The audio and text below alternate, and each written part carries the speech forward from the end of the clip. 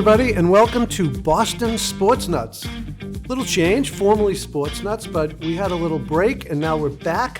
I'm Ken Berman, joined by my good friends Paul, Izzo, Jim Russo. We love sports. We love talking about it. We're big Boston crazies, and we're excited to be here at Westwood Media Center, guys. Yeah, definitely. And ready to get back to do what we love to do and Let's go. Talk Boston sports. We're going to get into it today with a little bit about a review of the Boston Celtics championship season and bring us up to date to now. So, okay. Anybody want to add anything before we get going? No, happy to be here. Let's go. Jim, get us started. I'm Ditto. a Celtic fan. Yeah, we didn't have a chance, unfortunately, to comment on the Celtics season. So, extraordinary season. The Celtics won 64 regular season games, which places them among the top teams in their history.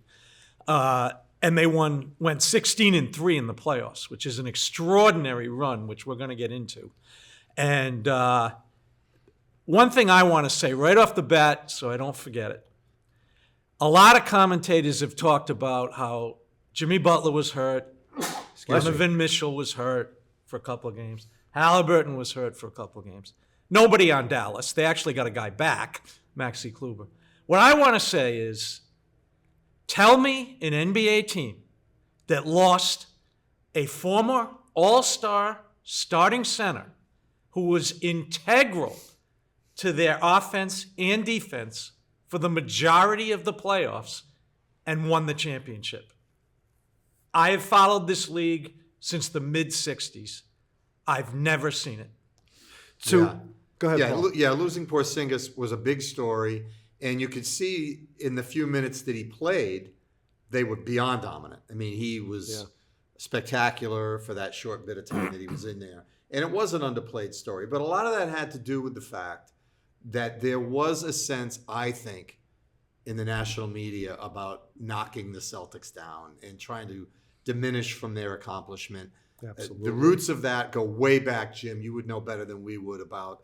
There's always just, and this has been a little annoyance at Celtic dominance. Yeah. So any chance you have to take a little poke at them and say, well, they had this guy injured and they had an easy road in the Eastern Conference and Miami wasn't Miami and, whatever. Indiana was a weak Eastern Conference Finals opponent, whatever. I 100% agree with you. I can't think of a team that was missing their center and won a championship. Right. Yeah, and a really good center too, like not just a fill-in center type of guy. You know, to start back at the beginning of last season, which, we were just talking about how great it was. They came off the 7th game loss to the Heat, where Tatum sprained his ankle the very first play of the game. Right. Really, he played, but not like Jayson Tatum. And they lost there, but when they came out this past season, they really came out strong, determined, focused. Mazzulla had some more experience. But I think people forget, I think they won more games by 20 points this past season than any other team in the history of the NBA. As we've all said, especially Jim and I, and Jim has said to me many a times, this is the most talented NBA ever. So all these people who said they have an easy path to what they did, to winning 63 games and running through the playoffs like that, I want to say, do you watch this league? Yeah, I'm going to go even farther than you can. Could be further. This is the most talented Further. 20 to 25 plus team league, in the history of American sports. There has never been a league this talented. A lot of it is due to the league is 25% foreign players. And those players, inspired by the 92 Dream Team, a lot of them, and their descendants, have brought a level of play that's extraordinary right now. And for the Celtics to dominate the league like that, and let's go back to Porzingas. All year long we heard he was their fail-safe. When the threes didn't drop, he can play in the post now. He's their fail-safe. They lost him. And like Paul said, something's behind that because, Donovan Mitchell's hurt. End of sentence. That's why I paused for a second. Yeah. Because they wouldn't say, Celtics missing Porzingas. Ever. Yeah, it was even the local media did not stress Porzingas' injury.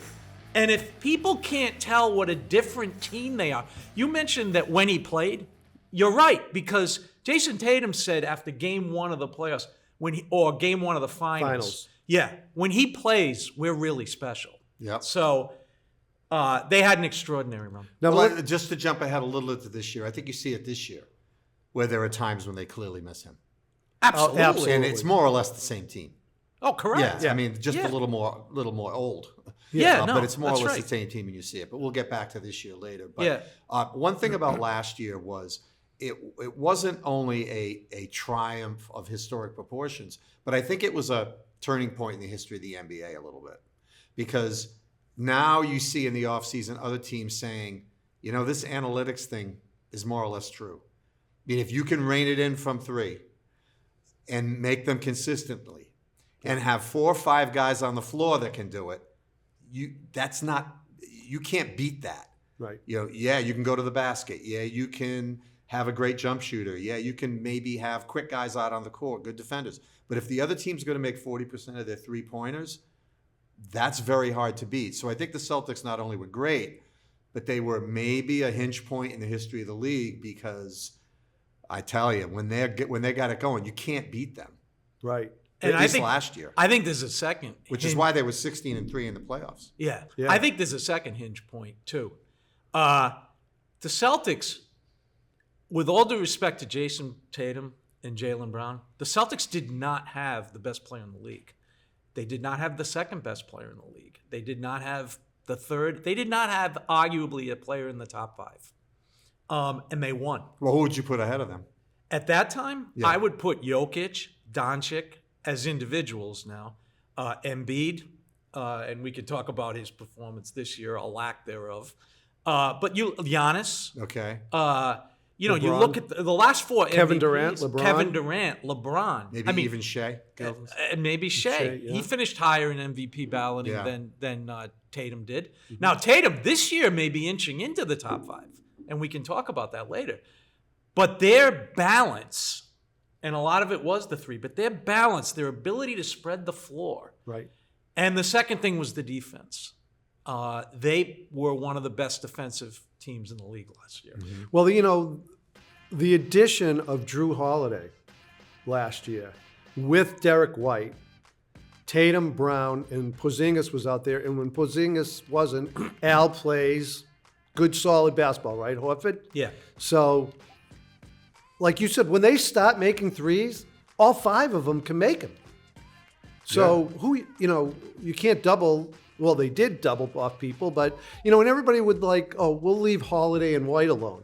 Mm-hmm. Well, Derrick White's probably the most clutch shooter in the fourth quarter. Mm-hmm. Holiday and White together in the backcourt make the most timely defensive plays. Mm-hmm. Like all game long, you could say, where are they? And then White comes up 3 blocks in the fourth quarter. Yeah. So that was that trade to get Derrick White, and then the trade to get Holiday. And Porzingas. And Porzingas, yeah. Which brings us to Brad Stevens. He, along with Danny Ainge, is the architect of this team. Danny built this team off the draft picks with Jaylen Brown and Jayson Tatum. And both of those picks, obviously, have been hugely successful. Brad finished building this team. Yeah. And Ken, I totally agree that a key move was getting Holiday. Yeah. Marcus Smart, I was a fan, but he was, as one writer said, brings a sense of chaos a little bit at times. Jrue Holiday is solid, a rock. You can depend on him. And then the second thing is what you said. Brad got Porzingas. He changed that team. And let's give Wick Brospect a little credit. He told Brad, and I guess Joe Mazzulla too, we're not running this back after the 7-game loss to the Heat. Right. So that was the direction, and it was followed. Yeah, there's one new player that we left out, which was Payton Pritchard. New in this sense, really upped his game.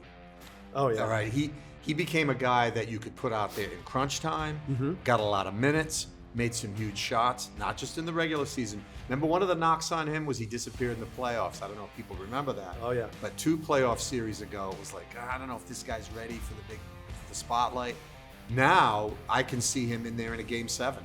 Yeah. And he was last year. Right. Made the big half-court shot, which really stuck the dagger in Dallas. Yeah, and let's Tremendous bench player. And Sam Hauser, too. Right, and let's give Danny credit for Payton Pritchard. Yeah, he drafted him. Not only did he draft him, apparently he told Wick, I really like this guy as much as I liked Rondo, or something like that. He And did. Wick said, then go for it. Yeah. From what I read. Mm-hmm. And Danny did. And you're right, Paul. His progression was tremendous. Yeah. You know, to think about how much the Celtics accomplished in the playoffs to me was, you know, Dallas ended up beating Minnesota, who everybody was saying that Anthony Edwards was the new greatest player to ever play the game of basketball last year. And Dallas went in there and beat them and there was all sorts of analysts who said, oh, the backcourt of Doncic and Kyrie Irving favors Dallas winning this series. Because a lot of analysts thought Dallas would win the series. That's correct. First Take, ESPN. That's correct. All of them. TNT, a lot of those guys picked Dallas. Well, Kyrie Irving ended up doing almost nothing except for one game because we have Holiday and White. And they were able to keep him under control. Doncic basically ran out of steam against those guys. You could see him. Yeah, he was beat red. He was beat red. He was gassed. He wasn't in the same shape they were. And just to go back to Jrue Holiday, and he replaced Marcus Smart. Yeah, Marcus Smart was a fan favorite for X amount of years. I wasn't the last couple of years because I just thought he created too many problems as opposed to positives. But it ended up being addition by subtraction. Marcus Smart thought that he was Tatum or Brown. And he was the oldest one there, the original, out of the three. And he still sort of thought it was his team.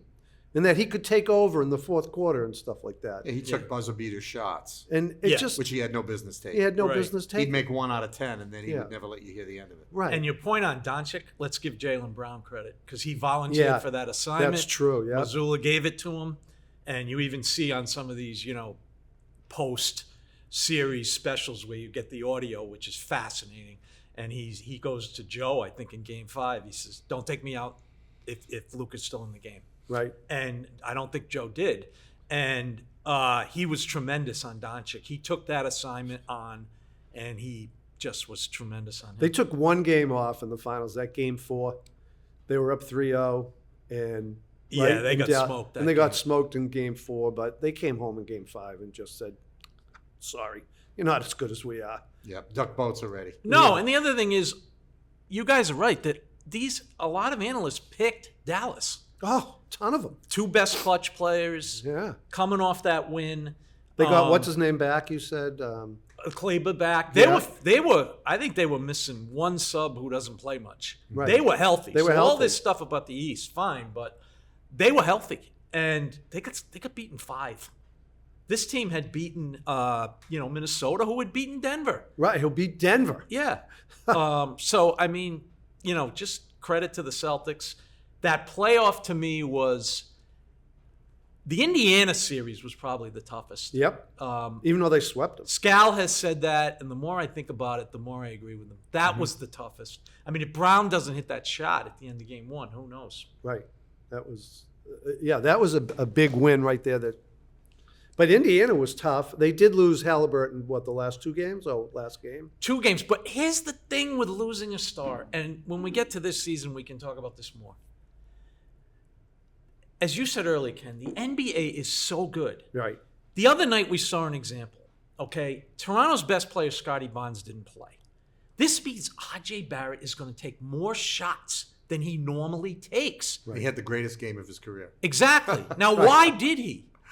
Because he's taking more shots than he normally does. They ran the offense through. And one of the toughest things to do in basketball is come off the bench and shoot whatever, 40 from 3, 50 from 2, when you're playing 15 minutes a game. We see it with Pritchard. His minutes are up this year.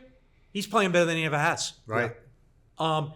That's what happened in the Andre Nembhard. Right, Nembhard came in. When Tyrese Halliburton went down, and don't get me wrong, they are a better team with Halliburton. But when he went down, Nembhard was incredible. Yeah.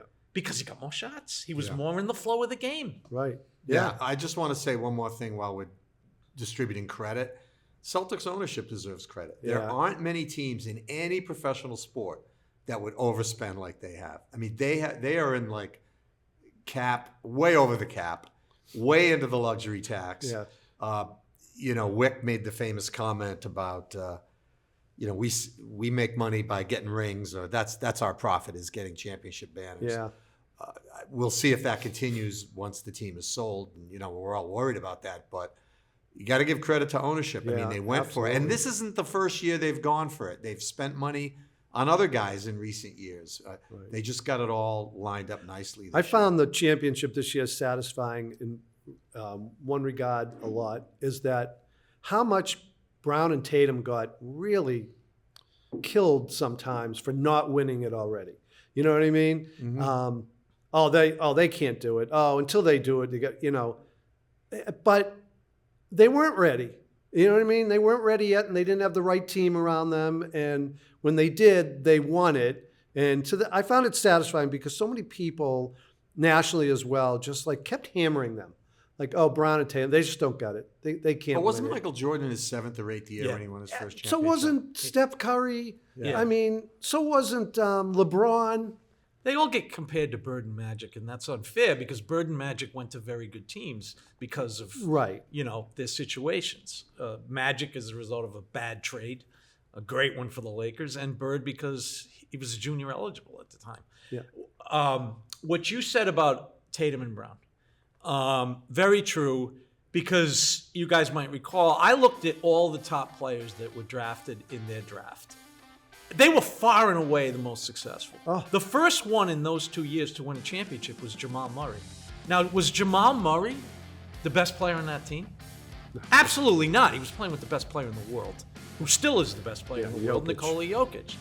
The other guy that had made a finals was Bam Adebayo, who made the bubble finals. And then he made the finals the year, as you said, Tatum sprained his ankle. Right. He didn't win it. No. Nope. And by the way, if you look at how many Eastern Conference Finals they had already been to. Yeah. Like from a young age.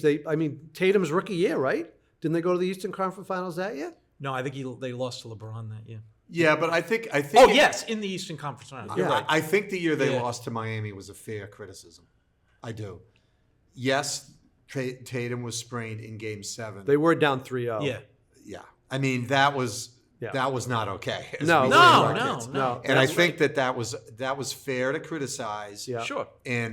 But it tainted their whole careers. Like people would say, instead of saying, well, that year the team blew it, they looked at it and said, hey, when are Brown and Tatum going to get over the hump? Right. And even as a Celtics fan, and I know you guys are, we all worried that it might never happen because we were looking at Denver. Yeah. We were looking at LeBron building a super team. Right. We were looking at the rise of OKC and other teams in the East. How are we going to get by Giannis? There was that doubt, and then you're thinking, wow, are these two guys ever going to do it? Right. Then you start hearing maybe they'll trade Jaylen Brown to try to reconfigure this. But they stuck with it to their credit. They built around those two guys. I mean, they brought in Derrick White, Porzingas, and Holiday. Yikes. I mean, that would form a good team. Right. Oh, no question. Forget having if you took those three guys, that's a playoff team. Right. And surrounded them by decent NBA players. And here's what they did. I said this for years after Danny started rebuilding the team with Tatum and Brown. Danny seemed to be acquiring assets, okay? Yeah. Langford and Nesmith as draft picks were kind of similar to Tatum and Brown. He was acquiring assets to maybe make a move at some point. Brad Stevens with the Porzingas trade, and again, by extension, Wick, who said we're not running this back, balanced the team. He did. He got a center you could place in the low post, who, by the way, could also hit threes. Oh, he's a great three-point shooter. He's not a traditional low post player.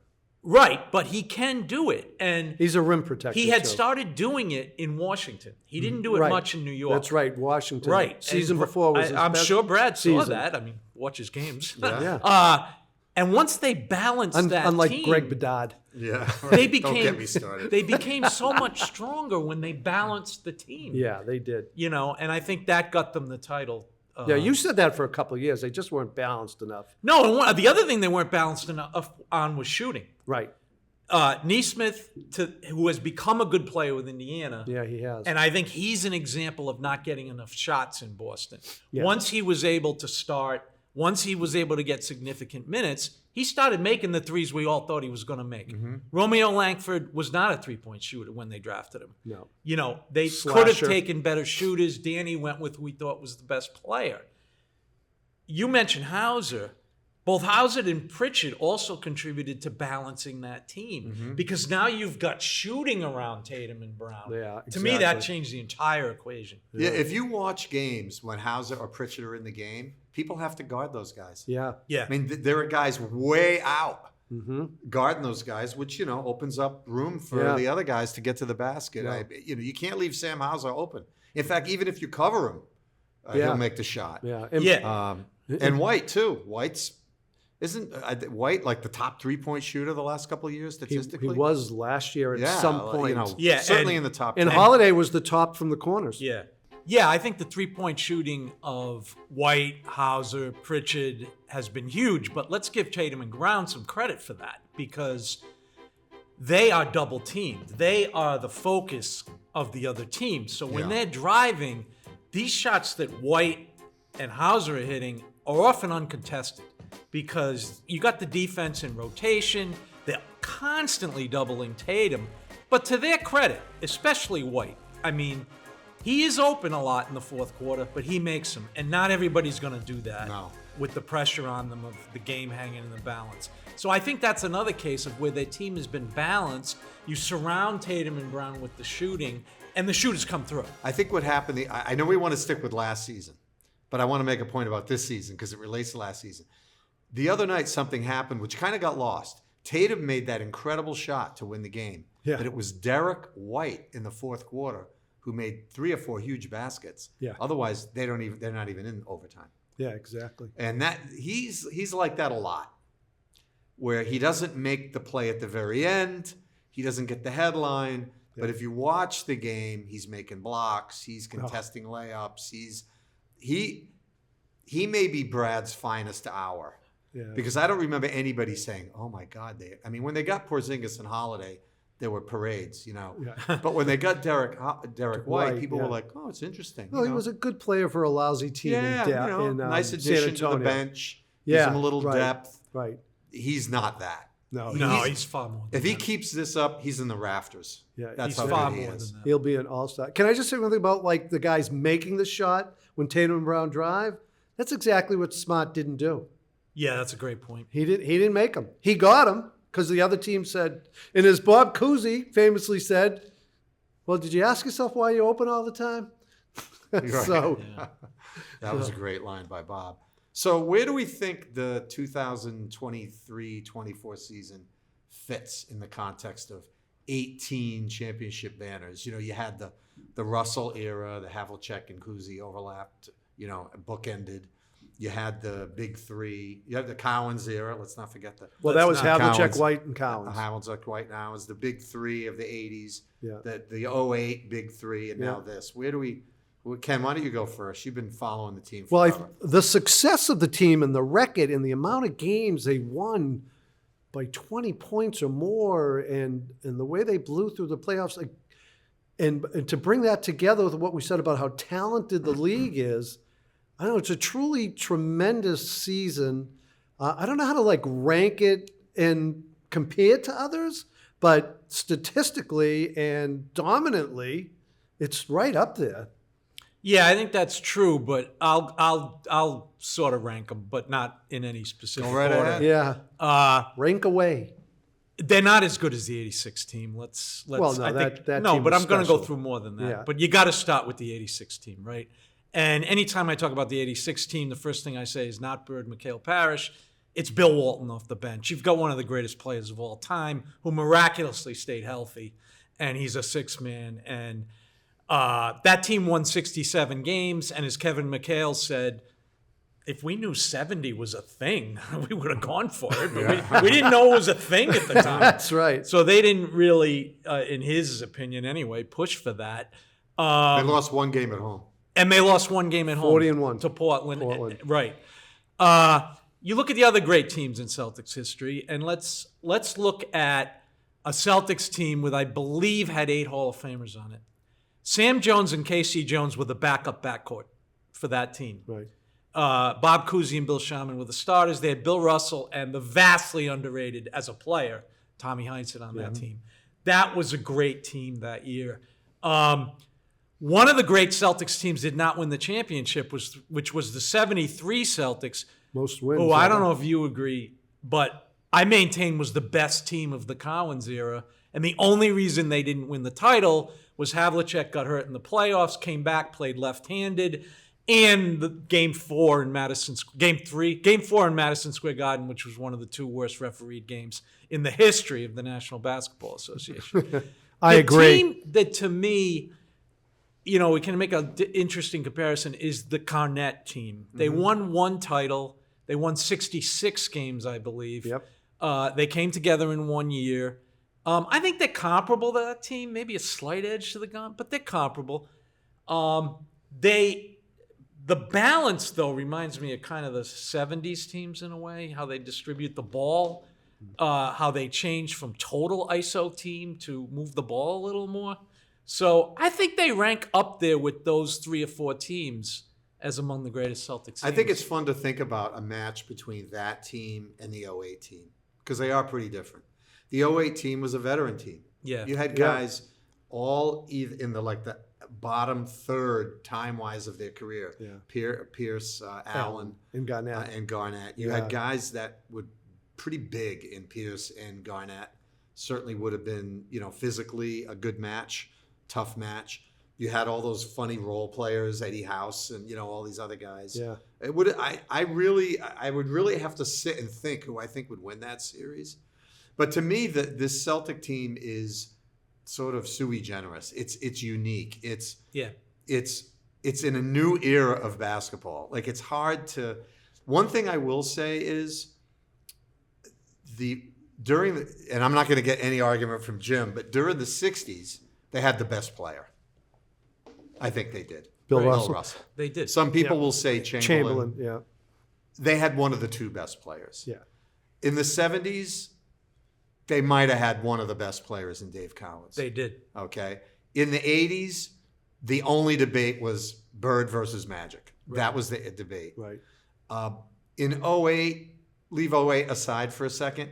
Nobody thinks the Celtics last year had one of the top 2 or 3 best players in the league. Right. We talked about that earlier. Right. Yeah. So it was slightly more of a team effort than some of those other squads. So I would say the most similar team was the 08 team, although that team was more of a veteran team. This team was more of a... if you think back, we've talked about this a million times. The NBA is mostly about stars. Oh, yeah. If you don't have a Hall of Famer on your team, or a player that's arguably one of the top 3 in the league, you're probably not going to win. Duncan won all those titles. Jordan won all those titles. Madden won all those titles. Magic won all those titles. Bird. Russell won all those titles. Yeah. That's how I think it goes. you got to have 2.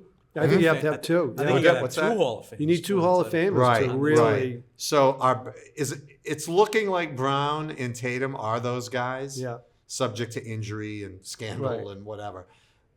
But I think it's the an unusual team. The other thing about this team is any comparison to another team, as you said, the game has changed.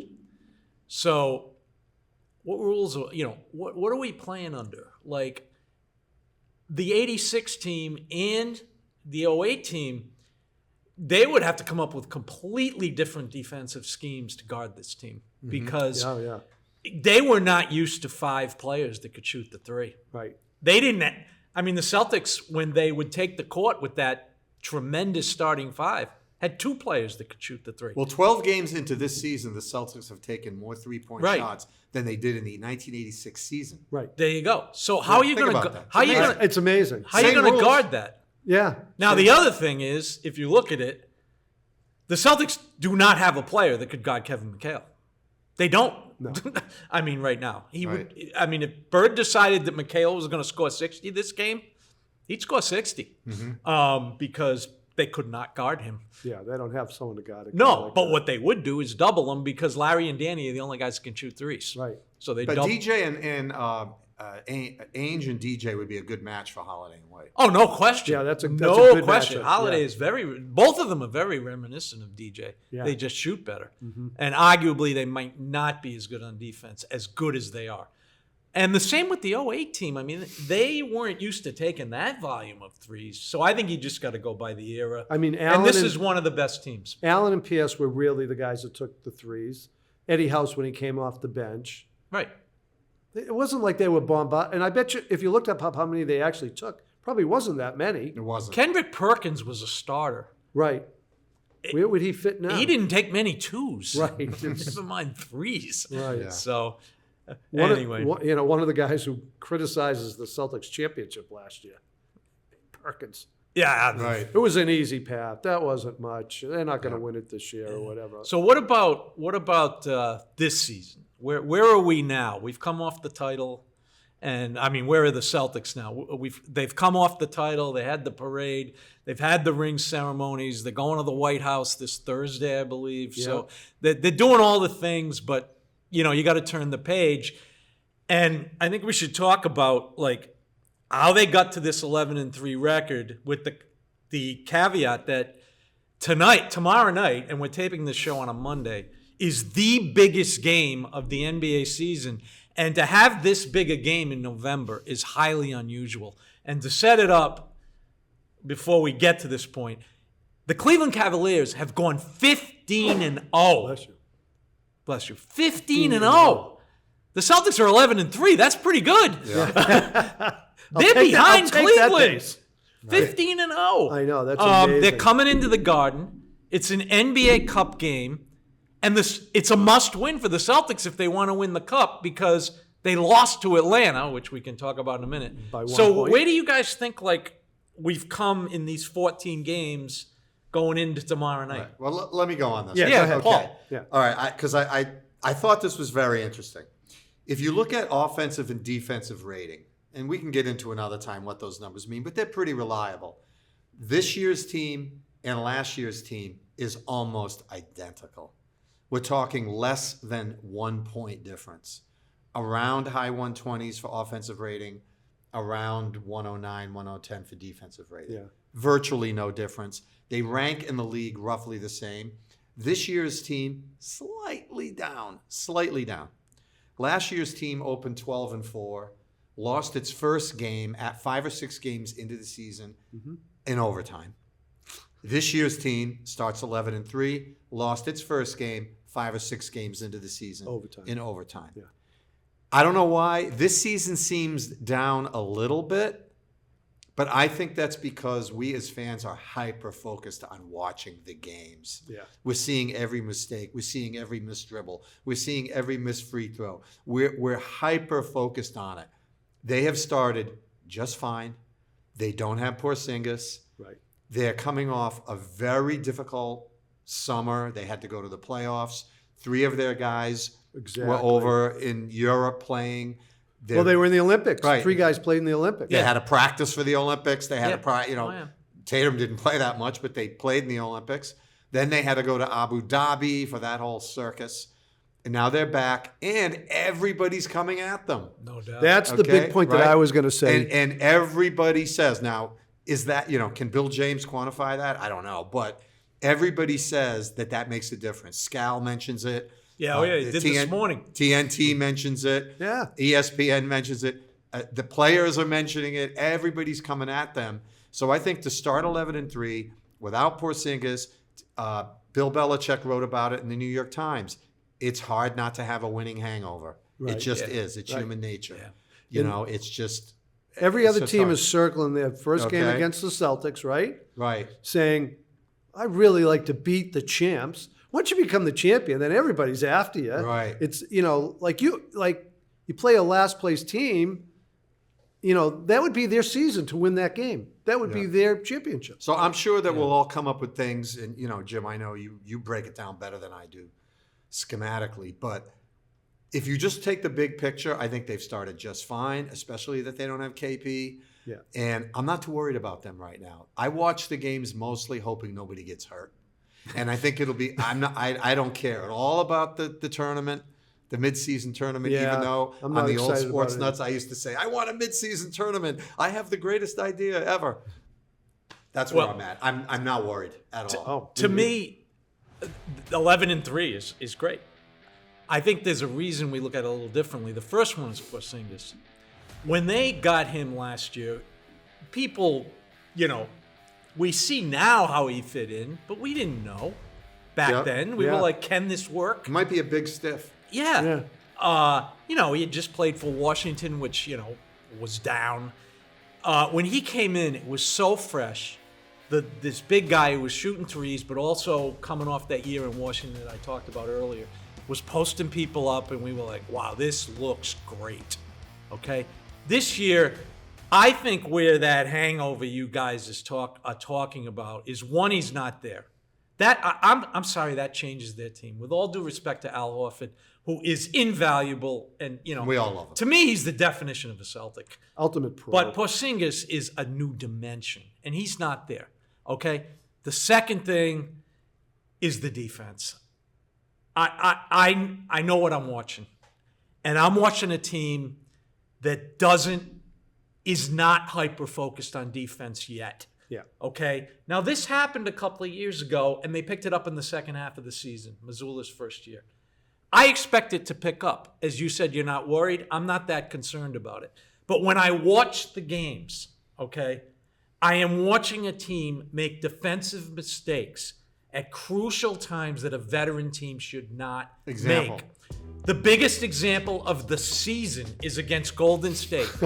When Derrick White and Jayson Tatum, who now have played together, 2.5 years or something like that, left Steph Curry wide open for a side three to double team someone else. Now, they didn't do that intentionally, but a connected defensive team does not do that. Mm-hmm. Of course, he drains it.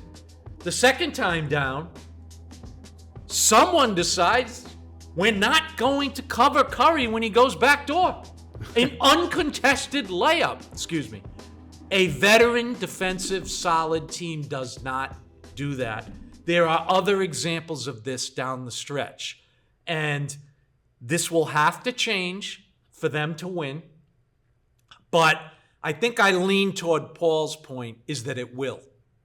That it is a bit of this hangover because anybody wants to play offense more than defense. If you've played 10 minutes of basketball, anybody wants to do that, right? So I think it will change, but it is a little disconcerting right now. I'll go back to the long season last year, the extra 19 games, then the three guys going to the Olympics, Porzingas being out. They go to Abu Dhabi. I'm going to go back to that because I think it matters, leg-wise. I think they're easing into this a little bit. I think they're not going all out defensively right now because it's hard to do for 82 games as it is, and they played 100 and whatever games last year. And they're just not super focused on that part of the game right now. But I don't worry that they will be when it really matters because we talked about the professionalism of White, Holiday, Tatum, Brown. Well, does it bother you at all how much they get beat off the dribble this year so far? Where Jaylen Brown was going nose to nose with Luka Doncic, who is one of the greatest players. I just in don't think the they're league digging in yet. Yeah, I think it bothers me, but at the same time, I just can't expect. I have to recalibrate my expectations. It's November. It's not April. It's November. It's not May. I just don't think they're digging in yet. I just think it's. I agree with the that. other guy's going 10 out of 10 because it's the Celtics, right, and he has a chance to win. And they're going 9 out of 10. And you've made this point for 33 years on this show. In the NBA, that tiny, tiny, tiny little bit of effort, no question, is the difference between winning and losing. That's very true. Yeah, you pointed that out. So if they're not hyper into it every second, they're gonna get beat. Yeah, but they only have one more loss than they had last year at this same point. Yeah. So I'm not, and we have this conversation by text and in person all the time. Is it the players? Is it the coaches? Is it the X's and O's, the Jimmies and Joes? they have the Jimmies and Joes. Yeah. Give me the Jimmies and Oh, Joes. they do. They got the guys. In the NBA, give me the guys. Now, know? I think the encouraging thing this year has been Payton Pritchard. I was just going to say the same thing. I think, Read my mind. as Scal likes to say about players, he's gone to another level. Clearly, he's gone to another level. And I think you mentioned it in our earlier segment on, the championship. Payton Pritchard is now a guy that you do not mind having out there in Game 7. And it's not just the offense. He can play defense. Oh, yeah. He's a pain in the neck. Even last year, he would pick up players higher than almost anyone. Right. Picks him up in the backcourt. Yeah, and he really does. And his offense is much better. He clearly is more confident. And, 2 years ago, he got caught that there were 4 guards ahead of him. There was not much Ime Udoka could do. There really wasn't. He had Jaylen Brown, Malcolm Brogdon, Marcus Smart, and White for the second half of the year. White, So there were 4. I mean, how do you get in? Now, though, he's clearly a major part of the rotation. And 2 years ago, back to the defense for a second, when that happened, Tatum came on an interview with Abby Chin, and to his credit, he said this is not sustainable. And to the Celtics' credit, even though they did lose Game 7 that year, they didn't keep up with that. They did change it for the second half. Change what? The defense. There was Okay. more They did. intensity. Yeah. That's what got them to Game 7. Yeah. Right. As disappointing a loss as that was. They could not have got to Game 7 playing the defense they played in Game 15. So just looking ahead, before we wrap up and go around the NBA a little bit. Yeah. Who do we think stands in the way of the Celtics? Assuming that Porzingas come back, assuming that he's healthy, assuming Tatum doesn't trip and fall, all those things. Jim always says, tell me who's healthy, but leave that out. Assume every team in the league is healthy. I'm going to say that I still think Denver's a tough matchup for us. Denver, I don't know what happened to them last year. I think they ran into a buzzsaw in Minnesota.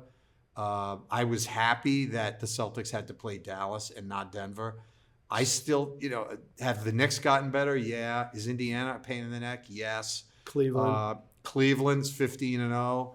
But if you can't beat Cleveland, who's come, the NBA teams tend to climb the ladder. Where did Cleveland get on the ladder last year? They played the Celtics in the East in second round. Right. They didn't get to the finals, right? Nope. No, and they got the Celtics in we the second knocked round, which was tough. And then to be fair, Mitchell got hurt. Yeah. I mean, that's a big loss. That's for a them. big loss. But I that's my concern is Denver at the end of the day, because I think Jokic is still the best player in the league. Yeah, well, he's a tough matchup for everybody, Jokic. So I'm with you on Denver. I think, all of a sudden Golden State is dangerous again with Buddy Hield filling in for making Klay Thompson look like, that's what was a move they needed. They're going to be dangerous. The West is loaded. I mean, I can't count LeBron and Anthony Davis out. Do you want to play those two in a 7-game series? Yes. I do. I would take them over Denver. Yes. Denver out of the West is I probably said to you guys all last year, we got to play somebody. And Minnesota did something We weird. got to by play somebody. I just don't want to play Denver. And Minnesota did something weird, I thought, by giving out, what's his name? Towns. Karl Anthony Towns. That was weird because they had quite a team built there. They got two players back. I mean, I didn't like that move either, but it might work. I can't say it's one of those trades that's not going to work. Yeah, and in the East, right now, I guess it's Cleveland. I still think we're the best team in the East. I think the Celtics are the best team in the East. And if someone said to me, you have to bet on someone to win the championship this year, I would still bet the Celtics. Yeah, I think if you go around the league, I'll try to do it quick. First of all, let's start with Denver. As you said, they got the best player in the world. Right. I don't think there's any question about that. If he keeps up like this, the only reason he won't get an MVP, to start the MVP conversation, which started game 1, is because they're tired of giving it to him. Because there's no one as valuable. There's no one who makes his 4 teammates better than he does. I don't think their bench is what it was when they had a championship. And that was weird last year. They were up 20 points at home, which I don't value home court much anymore. But 20 points in the second half with Nikola Jokic, and they lost. Yeah. That was weird.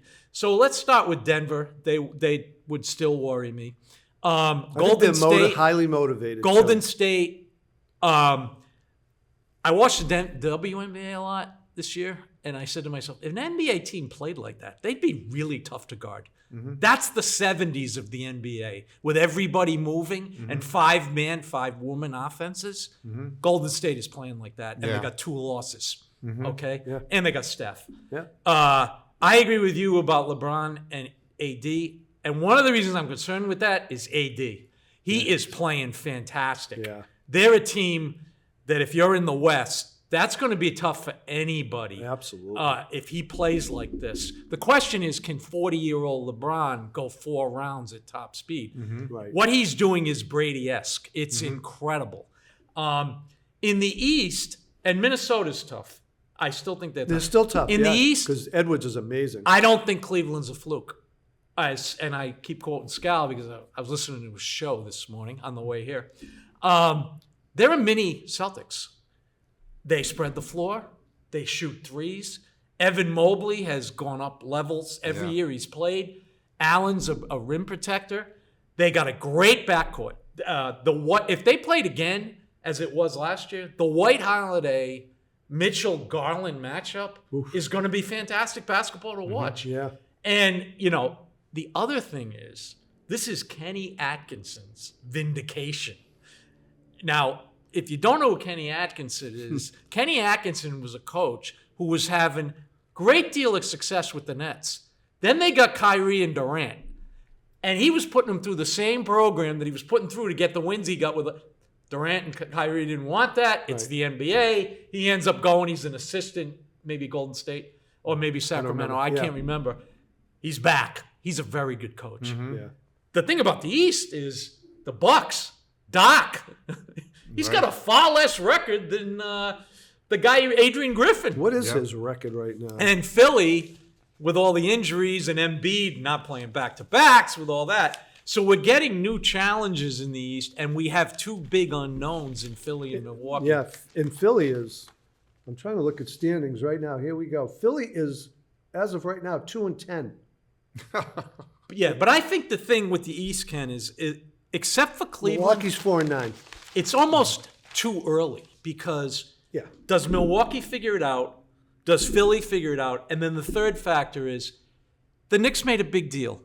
And every big deal is not the 08 Celtics, which we talked about, where 3 guys. Remember that? Yeah. People were like, they don't have a bench.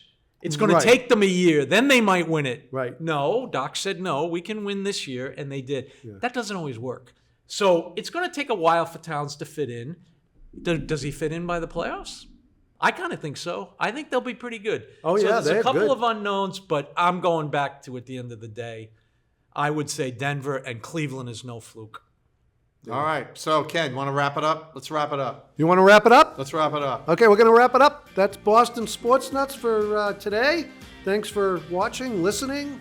And we'll see you real soon with if you have next any, show. Some of the places where we're going to post this, hopefully you can leave comments, questions, anything that you want to bring up, want us to tackle, we'd love to do that. And that's it for Sports Nuts. Tomorrow night, gentlemen, the game of the year. Yeah. 15-0 Cleveland. Wow. 15-0. Thank you for watching Boston Sports Nuts. You can find all of our episodes available on Spotify, Apple Podcasts, and YouTube.